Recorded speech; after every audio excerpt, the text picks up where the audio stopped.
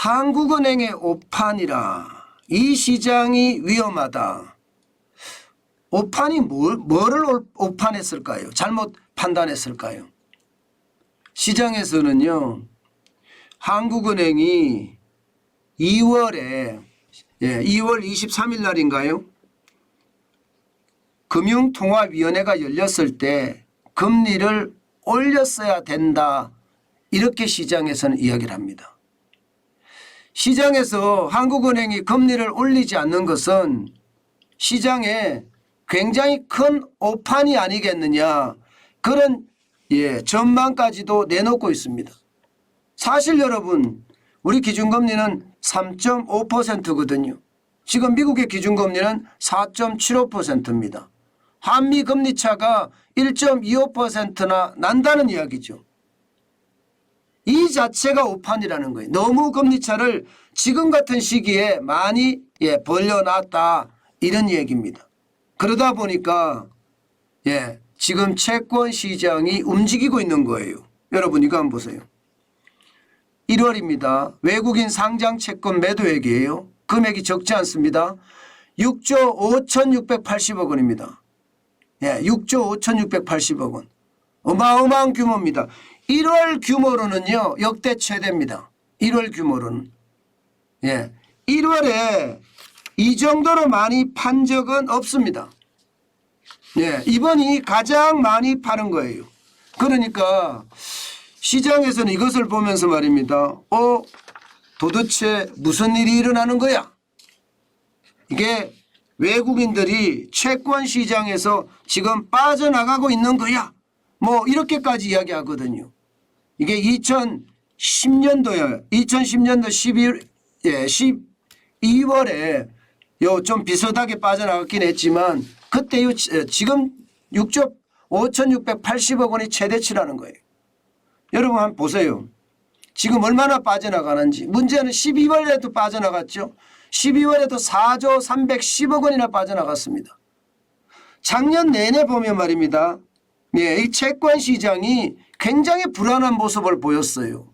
2021년 한번 보세요. 2021년을 보면 채권 시장에 외국인들이 어마무시하게 들어왔습니다. 64조 5,360억 원이 들어왔습니다. 그런데 지금 2023년은 이게 뭐 10분의 1토막 났나 10분의 1토막도 더 났습니다. 상장채권 2023년에 순매수액이 5조 8,200억 원밖에 되지 않습니다. 어마어마하게 떨어졌죠. 어마어마하게 떨어졌습니다. 2020년에 24조 7,060억 원에 대비해도 지금 엄청 떨어진 거죠. 그러니까 어떤 사람들은요, 이러다가 채권 시장에 위기가 오는 것 아닌가 이렇게 예측하기도 합니다. 레고랜드 사태 이후에 많은 사람들이 채권을 안 샀어요. 채권에 대한 위험이 몰린다면서 말입니다. 기관 투자가들이 안 사고 그러는 바람에 채권 시장의 위기가 몰리기도 했었거든요. 그런데 더 문제는요, 외국인들이 안 사면 어떻게 될까요? 외국인들이 안 사면. 지금 외국인들이 점점 줄여가고 있거든요. 채권 시장에 2023년 1월에 보면 221조 9,770억 원입니다. 이게 2022년 작년 11월에 보면 232조였거든요. 232조 1,880억 원이었습니다. 그때 대비해 보면 단순하게 보더라도 여러분, 단순하게 보더라도 이게 11조 이상이 빠져나간 거예요. 11조 이상이.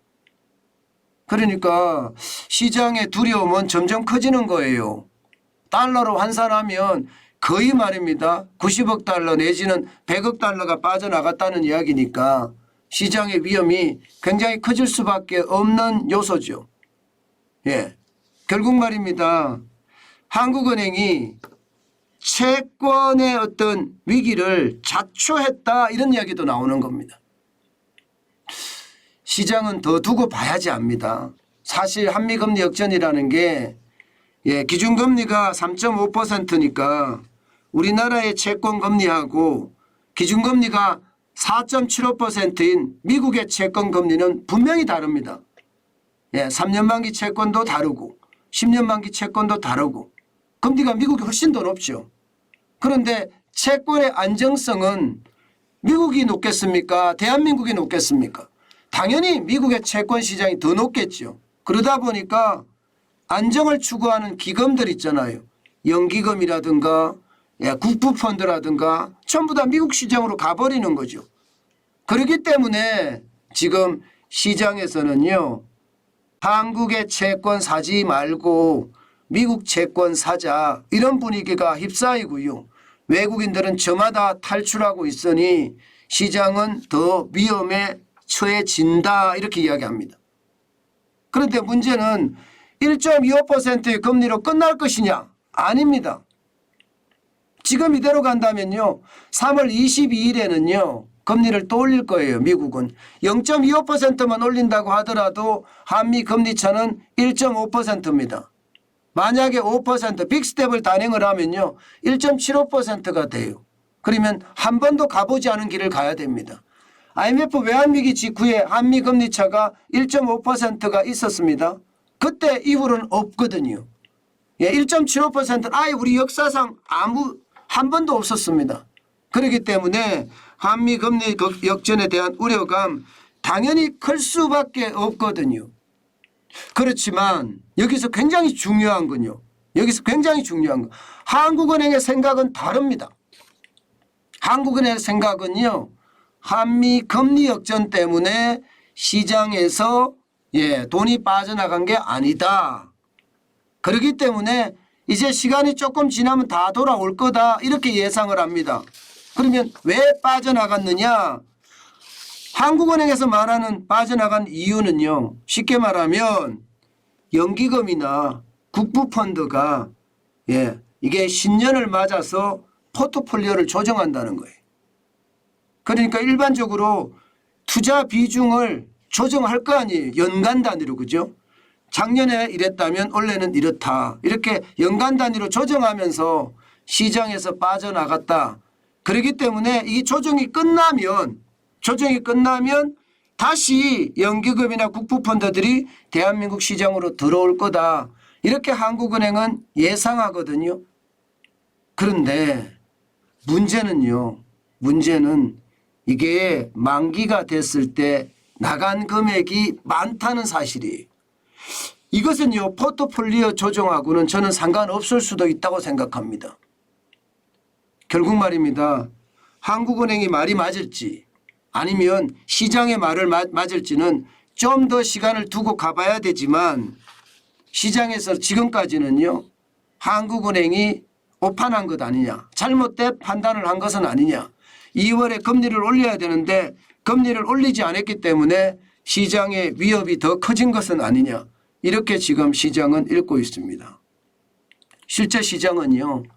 환율의 등락을 보면 지금 1,300원까지 올라갔다가 또 뭐 1,299원까지 떨어졌다가 1,350원, 25원까지 올라갔다가 왔다 갔다 출렁출렁 장난 아닙니다.